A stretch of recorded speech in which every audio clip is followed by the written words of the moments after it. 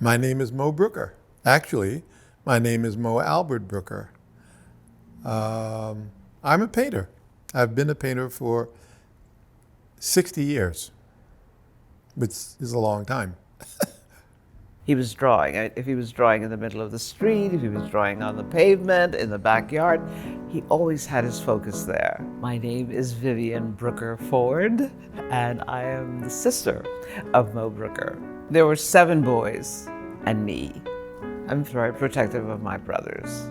Very, very protective of each one.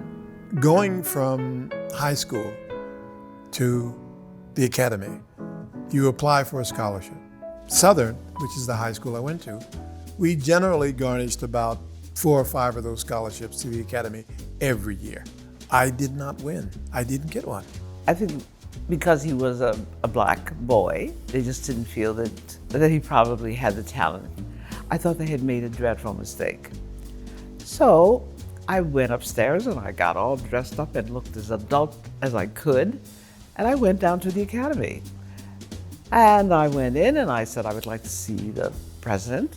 And I said, this young man will be a gift to this academy. And I said, if you don't accept him, you're going to have a great deal of grief later.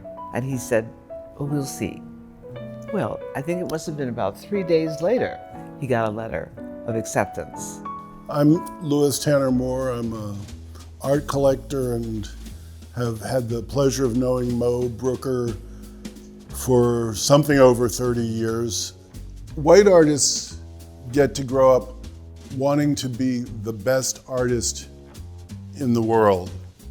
And black artists are supposed to want to be as good as anybody else. The world expects artists of color to paint or draw or sculpt African-esque images. I'm not African. I am descendant from Africans, yes, but I'm not African. I am an African American. John Coltrane said, when you're working and you learn the basics and you learn what is going on, you have to look to the past and do it in a different way. So for me, abstraction was what I wanted to do. But I did not want to do abstraction that was African-esque. I wanted to do abstraction that, for me, made a point.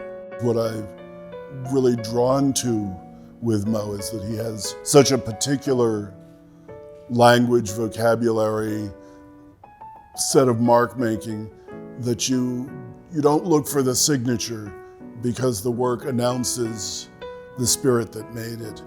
His paintings, to me, tell more about him. It tells me a story about him. I can tell when he's sad, and I can tell when he's very happy. I am greatly honored by the Philadelphia Museum. It's a major museum in terms of the world. When they bought one of my works,